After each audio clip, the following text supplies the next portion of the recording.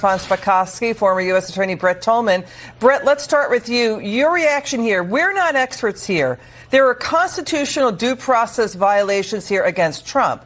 Trump has a right to self-defense, notably when no one knows what exactly is the federal felony D.A. Bragg is claiming. I mean, and D.A. Bragg reportedly not showing the Trump team who his witnesses are ahead of time so the Trump team can prepare. There's a lot of basis for appeals here. What do you think, Brett?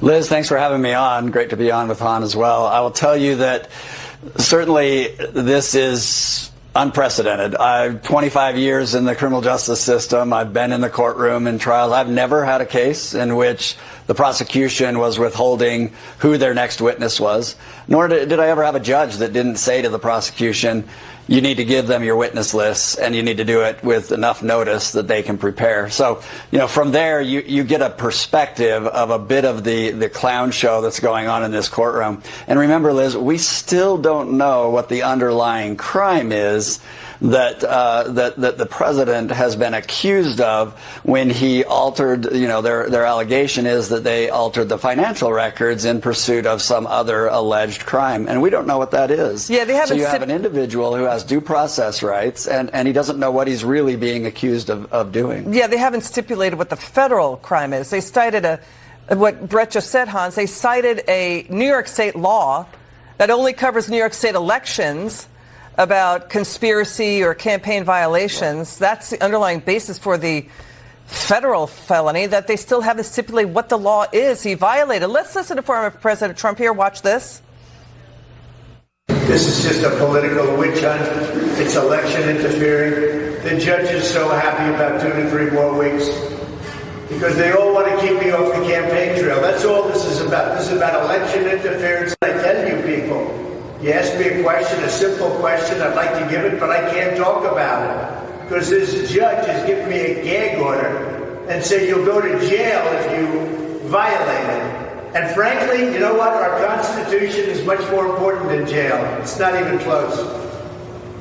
I'll do that sacrifice any day. Hans, what do you think? Trump has now been hit with $10,000 in fines for saying what's already been out there, that Michael Cohen, quote, got caught lying, that the judge is rushing the trial, that the judge's daughter makes money as a Democrat political consultant. Trump was even fined for saying that witness David Pecker is, quote, a nice guy. What do you think, Hans?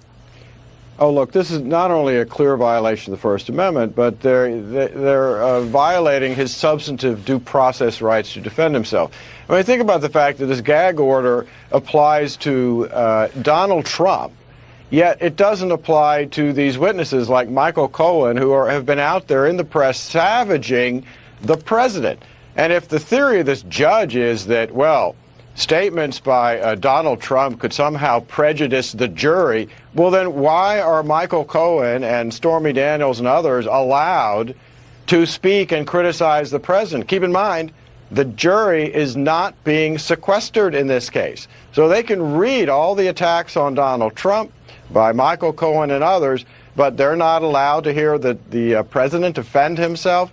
That shows the fundamental problem with this gag order. Yeah, what Hans just said, you know, Brett, new questions also reports that the judge is potentially blocking the Trump team from bringing in campaign finance experts who would have testified there's no federal campaign violation that, like you point out. Potentially that could include Bradley Smith. He's the former chairman of the Federal Election Commission. He wrote an op-ed in the Washington Post in 2019 that saying that D.A. Bragg's team keeps, you know, that what Trump did isn't illegal. But, you know, D.A. Bragg's team keeps hinting to the jury that federal laws are broken. Trump was not charged with a federal elections crime here. Well, Liz, I mean, if you do not care about the actual verdict, if you really don't care about winning the case and then being able to withstand an appeal, then you would make the kind of decisions. Remember, this is a jury in which the judge allowed the question, do you follow Donald Trump, on social media, but would not allow the question to be asked, do you follow Joe Biden on social media? So from the selection of the jury to the witnesses to the gag order, which by the way, you also have to keep in mind, a gag order is historically only meant to protect a defendant so that they have a fair trial. It's being used the opposite in this particular case. Got it. Hans, final word. Well, Brad Smith is right when he says this was not a federal crime. And in fact, I took his seat on the FEC when he left the FEC. And I will tell you, not a federal crime. You both are terrific. Thanks for joining us, Hans and Brett. It's good to see you.